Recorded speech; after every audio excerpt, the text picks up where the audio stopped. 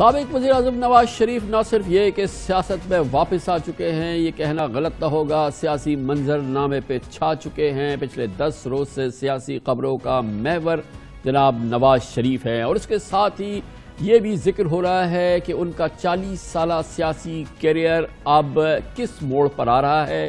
اس میں کوئی شک نہیں کہ ایک اور موقع ہے کہ ہم ان کے 40 سالہ سیاسی کیریئر کا جائزہ لیں اور دیکھیں کہ کیسے 40 سالہ سیاسی کیریئر کے دوران اکثر اور کئی مقامات پر کئی ریاستی اداروں سے ان گنت ٹکراؤ کا مجموعہ ہمیں اس کیریئر کا ایک خاصہ نظر آتا ہے۔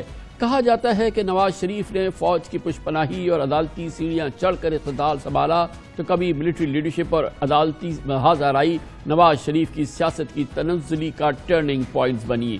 نواز شریف 3 بار اور مجموعی طور پر تقریباً 9 سال وزیر اعظم رہے۔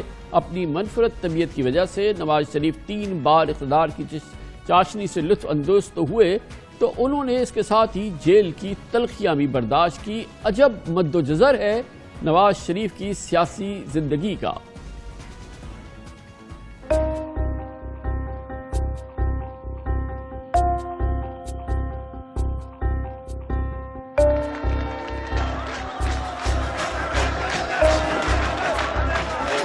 اپنے فرائض کی تمام حقوق انجام دہی کے لیے ایسا کرنا ضروری ہو۔ Dissolve the National Assembly with immediate effect.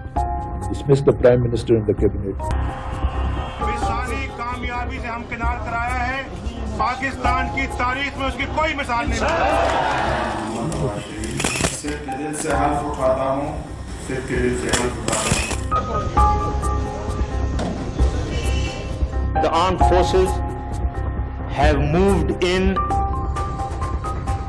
جناب نواز شریف 9 سال کل ملا کے اقتدار میں رہے، لیکن جنرل ایوب خان سے لے کر جنرل قمر جاوید باجوہ تک پاک فوج کے 14 سربراہان میں سے 5 آرمی چیفز کا تقرر جناب نواز شریف نے کیا، جن میں General Asif Nawaz Janjua, General Abdul Waheed Kakar, General Pervez Musharraf, General Raheel Sharif اور جنرل قمر جاوید باجوہ شامل ہیں۔ کل ملا کے 10 آرمی چیفز ہیں جنہوں نے جناب نواز شریف کے ساتھ کام کیا۔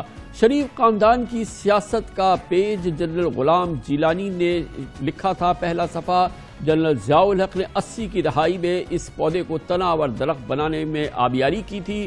نواز شریف بھی جنرل ضیاء الحق کی احسان مندی کا ہمیشہ اعتراف کرتے رہے۔ I have a great admiration for the late president. He had done some very good work in the country, and he set very good precedents in the politics of this country, which have had very healthy impact, and I like to pursue those policies. یہ بات کسی سے چھپی نہیں کہ general Aslam bag IGI کی تشکیل دے کے نواز شریف کو اقتدار میں لانے میں بڑا کلیدی کردار ادا کیا۔ ان کی ریٹائرمنٹ کے بعد general Asif Nawaz Janjua army chief بنے، مگر نواز شریف نے ان کے ساتھ سینگ پھنسائے اور ان کے ساتھ جو ان کے مسائل رہے وہ کوئی سیکرٹ نہیں ہے۔ جنوری 1993 میں جنرل آصف نواز کا ہارٹ اٹیک سے انتقال ہو گیا، اور اب نواز شریف کی صدر غلام اسحاق خان سے مخاصمت بڑھنے لگی، مگر غلام اسحاق خان نے 58(2)(b) کا وار کر کے نواز شریف کو گھر بھیج دیا۔ سپریم کورٹ سے نواز شریف کے حق میں فیصلہ آیا تو صدارتی کیمپ اور وزیر اعظم ہاؤس کے تعلقات انتہائی کشیدہ ہو گئے، اور اس وقت کے army chief general Abdul Waheed Kakar نے مصالحتی کردار ادا کیا، مگر نواز شریف سے کہا کہ گو کہ وہ ڈکٹیشن لینے کے عادی نہیں، مگر آئینی بحران پیدا ہو گیا ہے، اس لیے آپ کو جانا پڑے گا، اور انہیں جانا پڑا۔ آئینی طریقہ کار کے تحت چیئرمین سینٹ وسیم سجاد قائم مقام صدر بنے، اور معین قریشی کی نگرانی میں نئے الیکشن ہو گئے۔ How can a president in a parliamentary democracy conspire against an elected government and conspire against an elected prime minister? A prime minister, a government which has the mandate of the people of Pakistan, which is of course a parliament which is directly elected. The president is not directly elected. It has dissolved the assembly which elected him as the president of the country. Nawaz Sharif نے اپنے دوسرے دور حکومت میں بوقت ضرورت کبھی NAB کی مانند احتساب بیورو بنایا، سیف الرحمان کو اس کا سربراہ بنایا، ضرورت پڑی فوجی عدالتیں قائم کی، مگر جب اس وقت کے آرمی چیف جنرل جہانگیر کرامت نے نیشنل سیکورٹی کونسل کے قیام کا خیال اظہار کیا ان کے نظریات، ان کا تصور جناب نواز شریف سے میچ نہیں کیا۔ نواز شریف کو بڑی ناگوار گزری یہ بات، اور ایک بار پھر ان کا کسی آرمی چیف کے ساتھ ٹکراؤ ہوا، مگر جنرل جہانگیر کرامت نے مناسب یہ سمجھا کہ وہ اپنے عہدے سے استعفیٰ دیں۔ دل برداشتہ ہو کر انہوں نے اپنا استعفیٰ نواز شریف کو بھجوا دیا، جو انہوں نے خوشی سے منظور کیا۔ جنرل جہانگیر کرامت کے استعفے کے بعد نواز شریف نے 3 جنرلز کو سپرسیڈ کر کے جنرل پرویز مشرف کو چیف آف آرمی اسٹاف مقرر کیا۔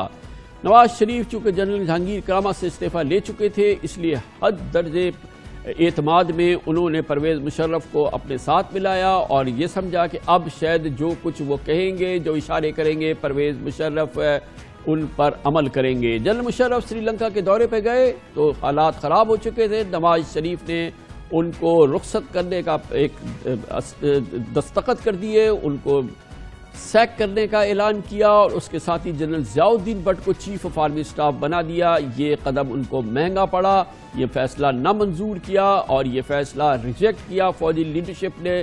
نتیجہ یہ نکلا کہ نواز شریف کو حکومت سے ہاتھ دھونے پڑے اور اس کے ساتھ ہی طیارہ سازش کیس کا سامنا کرنا پڑا۔ دسمبر 2000 میں جنرل پرویز مشرف سے ڈیل کر کے جناب نواز شریف اہل خانہ کے ہمراہ سعودی عرب چلے گئے اور نومبر 2007 میں جنرل مشرف کے ہاتھوں ہی واپس لوٹ آئے۔ 1999 یاد آتا ہے مجھے، اس وقت مشرف نے آ کے مارشل لا لگایا، 7 سال ملک سے باہر، 14 مہینے جیل میں۔ اس کے بعد مشرف نے، یہ 13 سال کے بعد میں دوبارہ آیا، 13 سال کے بعد۔ یہ تقاریر وہ ہیں جو اگر آپ نے پچھلے ہفتے کی تقاریر سنی تو آپ کو ایسا لگتا ہے کہ منو ان چھپی ہوئی تقریر ہے، انداز، جذبہ، جوش، الفاظ، کانٹینٹ جو ہم پچھلے جناب نواز شریف کے کیریئر میں مسلسل سنتے آ رہے ہیں۔ 2008 کی بات کرتے ہیں، مسلم لیگ نون نے پنجاب میں حکومت بنائی اور 2013 میں نواز شریف تیسری بار ملک کے وزیر اعظم بنے۔ تیسرے دور حکومت میں نواز شریف نے 2 army chief general Raheel Sharif اور جنرل قمر جاوید باجوہ، ISI کے 3 سربراہ لیفٹیننٹ جنرل ظہیر الاسلام، لیفٹیننٹ جنرل رضوان اختر اور لیفٹیننٹ جنرل نوید مختار کا تقرر کیا۔ مگر اس دوران بھی نواز شریف ان کی جماعت کے رہنماؤں کی عسکری سربراہان اور انٹیلیجنس چیفز کے ساتھ تعلقات میں کشیدگی برقرار رہی اور نمایاں رہی۔ یہ ہے جناب نواز شریف کا جو کیریئر، اس کا ایک مختصر احوال جو کہ ان گنت ٹکراؤ کے ماحول کا، ایونٹس کا مجموعہ ہے۔ اس پر ہم نے تبصرہ کرنے کے لیے دعوت دی ہے پاکستان کے 2 بہت ہی سینئر معزز تجزیہ کار اینالسٹ ہیں، جناب ایاز امیر، کالمنسٹ بھی ہیں، اینالسٹ بھی ہیں، سینئر صحافیوں میں سے ایک ہیں، اور جناب ڈاکٹر رسول بخش سعید سیاسیات کے پروفیسر ہیں، سینئر پروفیسر رہے ہیں اور کالمنسٹ بھی ہیں سیاسی امور کے۔ بہت بہت شکریہ آپ حضرات کا۔ ایاز امیر صاحب یہ بتائیے گا کہ آج جو جہاں پہ نواز شریف کھڑے ہیں اس کو اگر ہم جو ان کا ابھی ہم نے جو چھوٹا سا ایک تفصیلی جائزہ لیا ان کے کیریئر کا، لگتا یہ ہے کہ جس جگہ پہ، جس مقام پہ، جس سوچ کے ساتھ وہ پہلے کھڑے تھے آج بھی وہی کھڑے ہیں، وہی ٹکراؤ ہے، وہی افسوس ہے، وہی ان کی شکایات ہیں، وہی مسائل ہیں۔ ان کو سیاست میں جنرل جیلانی اور جنرل ضیاء الحق لے کے آئے ہوں گے، لیکن پاپولر لیڈر جو ہیں نواز شریف جو بنے وہ جنرل جیلانی یا جنرل ضیاء الحق کی وجہ سے نہیں بنے۔ پاپولر لیڈر تب بنے تھے جب انہوں نے غلام اسحاق خان کے خلاف وہ تقریر کی تھی جس میں انہوں نے کہا تھا میں ڈکٹیشن نہیں لوں گا۔ وہ لمحہ تھا جب وہ ایک یوں کہہ لیجئے کہ وہ جو ایک پروٹیجے ہیں ملٹری کے، وہاں سے نکل کے اپنے پیروں پہ وہ کھڑے ہوئے۔ انہوں نے پھر مشرف کے ساتھ جو ہے وہی والی وہ کہانی رہی۔ تو آج بھی سیاست میں ہیں، اس لیے ہیں کہ یہ جو ان کی ڈیفائنس کی پالیسی ہے اس پہ آپ اعتراض کر سکتے ہیں۔ ان کی سیاسی اور ان کی شخصیت جو ہے اس کے کئی پہلو ہیں جو نشانہ ہدف تنقید وہ بن سکتے ہیں، لیکن پاپولر لیڈر ہیں یا نہیں، مقبول عام لیڈر پنجاب میں ہیں یا نہیں، وہ کس وجہ سے ہیں؟ وہ اس ڈیفائنس کی وجہ سے، میں ڈکٹیشن نہیں لوں گا، میں یہ نہیں کروں گا، میں کھڑا۔ اور یہ جو تقریر اب جو کر ڈالی ہے جو اداروں پہ بالکل ڈائریکٹ حملہ، ایسے پنجاب سے کبھی ایسی آوازیں نہیں آئیں، اور یہ بالکل رسک لے کے وہ چاہتے ہیں کہ پارٹی بھی ان کے ساتھ جائے، پارٹی ساتھ جاتی ہے یہ نہیں جاتی، لیکن انہوں نے اپنا علم جو ہے کھڑا کر دیا ہے۔ اور جو پارٹی کی لیڈرشپ ہے وہ بھی ان کی خواہش ہے کہ میری بیٹی کو جائے کسی اور کو نہ جائے. تو وہ ڈیفائنس کی پالیسی جس سے وہ پاپولر لیڈر بنے وہ ابھی تک برقرار ہے اور وہی ان کی سیاسی پرسنالٹی کا حصہ ہے. جی اور رسول بخش رئیس صاحب آپ فرمائیے گا کہ اب نواز شریف کی سمت کیا ہے؟ یقیناً اب جو وہ تقریر کر رہے ہیں اس سے پہلے وہ سپریم کورٹ سے تاحیات سیاست سے نااہل ہو چکے ہیں. الیکشن کمیشن آف پاکستان نے ان کو کسی پارٹی کا وہ صدر کا عہدہ نہیں سنبھال سکتے. تیسری جانب ان کو سزائیں ہو چکی ہیں نیب کے کیسز میں. چوتھی بات یہ ہے کہ اب اس وقت ایک پروسیس چل رہا ہے جن میں کہ وہ ایبسکانڈر ڈکلیئر ہو جائیں گے, وہ اشتہاری ڈکلیئر ہو جائیں گے. یہ بہت ہی مشکل ایک بند گلی میں کھڑے ہیں. مگر اس حوالے سے جو ان کا پچھلے 10 دن کا سیاسی پوسچر رہا ہے, کیسے کیا چاہ رہے ہیں نواز شریف آپ کے خیال میں؟ میرا خیال یہ ہے کہ تاریخ میں تو میاں نواز شریف نے اپنا ایک مقام بنا لیا ہے اور نام بہت گہرے نقوش کے ساتھ لکھوا لیا ہے کہ مزاحمت کا دعویٰ تو سب کرتے ہیں, لیکن جب سے کہ ان کا ٹکراؤ غلام اسحاق خان صاحب سے ہوا تب سے لے کے آج تک اگر کسی نے میدان میں کھڑے ہو کے عوام کے سامنے کھڑے ہو کے اور جرأت کے ساتھ ایک سیاست اور ایک بیانیہ جو انہوں نے رائج کیا ہے کہ جمہوریت, ووٹ اور سویلین سپریمیسی ہم نے قائم کرنی ہے, کوئی اور پارٹی نہیں کر سکی, کوئی اور لیڈر ملک میں نہیں کر سکا. یہ جو جتنے ٹکراؤ کی آپ نے باتیں کی ہیں یہ ہمارے سامنے پوری تاریخ ہے. لوگ اس کو مختلف زاویوں سے دیکھتے ہیں کہ وہ جی اقتدار کے بھوکے ہیں اور بادشاہت قائم کرنا چاہتے ہیں, امریت قائم کرنا چاہتے ہیں. بات یہ نہیں ہے. بات یہ ہے, اصول کی ہے کہ اگر وزیر اعظم ہے تو پھر اس کو وزیر اعظم ہونا چاہیے. وہ یہ سمجھتے ہیں کہ جو ان کا حق تھا وہ ان کو نہیں ملا, جو ان کی آئینی یہ تو ابھی تو ڈیفائنس کی بات ہے نا رئیس صاحب, ابھی تو ڈیفائنس کی بات ہے. لیکن جس زمانے کی بات ہو رہی ہے اس وقت تو وہ کلی اقتدار میں ہیں, وہ چیف ایگزیکٹو ہیں, وہ وزیر اعظم ہیں. وہ کیوں اگر ان کو D G I S I آ کے کہتا ہے یا کہلواتا ہے کہ آپ اپنے عہدے سے استعفیٰ دے دیں تو کیوں وہ اس کو گلے لگاتے ہیں, کیوں اس کو وہ ایک زبردست فیول دیتے ہیں, اور کیوں اگر ان کو مختلف چیزوں پہ ٹوکا جاتا ہے یا ان کو اشارہ کیا جاتا ہے تو وہ اپنے قریب ترین پرویز رشید کو گھر بھیج دیتے ہیں, مشاہد اللہ کو گھر بھیج دیتے ہیں, طارق فاطمی کو گھر بھیج دیتے ہیں.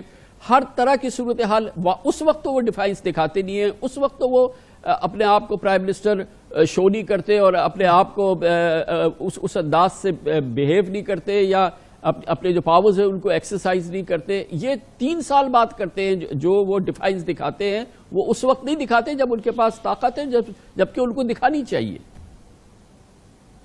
دیکھیں یہ بالکل جائز بات ہے, اور جس طرح عمران خان نے کہا اور دنیا میں دیگر جو رہنما ہیں انہوں نے بھی ایسا کیا کہ اگر ان کے خلاف کہیں سے کوئی ایسی آواز اٹھ رہی ہے کہ ان کے ماتحت ان کو کہتے ہیں کہ آپ استعفیٰ دیں, وہ چپ کر کے بیٹھ جاتے ہیں. تو ایسا جمہوری حکومت میں بالکل نہیں ہوتا. ان کو مشرف صاحب کو بھی فارغ کرنا چاہیے تھا کارگل کے ایشو پہ, اور جنرل صاحب کی یہ بات کریں ان کو بھی فارغ کرنا چاہیے تھا.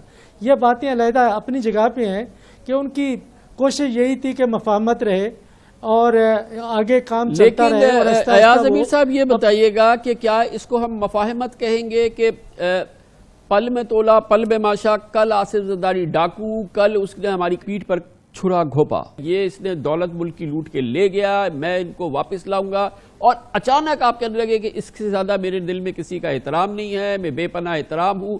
کیا یہی اصولوں کی سیاست ہے, یہی پرنسپل ہیں جن کو ہم نواز شریف کے ساتھ جوڑیں؟ ایاز امیر صاحب دیکھیے, ہر انسان کی شخصیت کے کئی زاویے اور پہلو ہوتے ہیں. وہ مونولیتھک کوئی انسان نہیں ہوتے کہ ایک ہی وہ پیس آف وڈ سے وہ بنے ہوں. یہ جو آپ کی بات ہے بالکل درست ہے, اور جیسے ڈاکٹر صاحب نے کہا کارگل کے مسئلے پہ اگر آڑے ہاتھوں لینا تھا جنرل مشرف کو تب لینا چاہیے تھا. یہ ان کی ہسٹورک ایک غلطی تھی.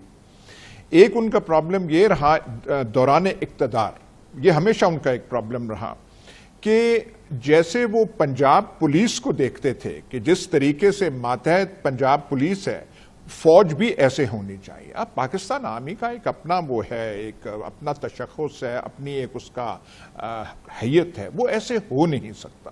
وہی ان کے پرابلمز بنتے رہے.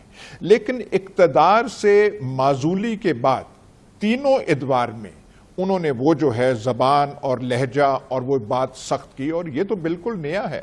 اس طریقے سے, جس طریقے سے ملٹری انٹرفیئرنس کی اب وہ بات کر رہے ہیں, اس انداز سے انہوں نے پہلے کبھی نہیں کی. یہ ایک چیز. اب کئی لوگ اس سے اختلاف کریں گے, لیکن بہت سارے لوگ ہیں پاکستان میں جو ان کی لائن ہے اسے اگری کریں گے کہ یہ ہمارا پرابلم ہے. اس پرابلم پہ وہ اس پہ انہوں نے جو انگلی اس بار رکھی ہے, اسی سے یہ اتنی وہ ایک بونچال کی کیفیت ملکی سیاست میں ایک تقریر کی وجہ سے. تو ایک آدھ بات بھی ڈاکٹر رئیس صاحب, آپ بتائیے گا کہ اس بیانیہ کی کامیابی کا کتنا امکان ہے, اور نواز شریف کی لیڈرشپ میں یہ بیانیہ مسلم لیگ نون ایک مضبوط جماعت کی حیثیت سے اس قسم کا بیانیہ جو پنجاب یا بلکہ پاکستان کی تاریخ کا یہ جو کیمپین ہے اور یہ جو ایڈیالوجی ہے, یہ تو پھر بہت ایک کٹھن سفر ہوگا یا نہیں؟ یہ آسان نہیں ہوگا. ایک ٹکراؤ کی کیفیت تو انہوں نے پیدا کر لی ہے, اور انہوں نے فیصلہ کر لیا ہے کہ یہ ان کا آخری مارکہ ہے, اور جیتتے ہیں نہیں جیتتے ہیں وہ علیحدہ بات ہے. لیکن میرا خیال یہ ہے کہ ان کے لیے آسان نہیں ہوگا. تین ایک چیزیں سامنے ہمیں رکھنی ہوں گی کہ کیا یہ حزب اختلاف کی جماعتیں اکٹھی ہوئی ہیں یا اکٹھا رہیں گی. دوسری بات یہ ہے کہ کیا مسلم لیگ نون کے لوگ بھی میاں صاحب کے ساتھ اسی طریقے سے اکٹھا رہیں گے. اور تیسرا یہ ہے کہ کیا وہ استقامت ہے میاں صاحب میں کہ باہر بیٹھ کے اسی طریقے سے تاریخ چلاتے رہیں. تھینک یو سو مچ. بہت بہت شکریہ جناب پروفیسر ڈاکٹر رسول بخش رئیس. جناب ایاز امیر ہمارے ساتھ موجود تھے.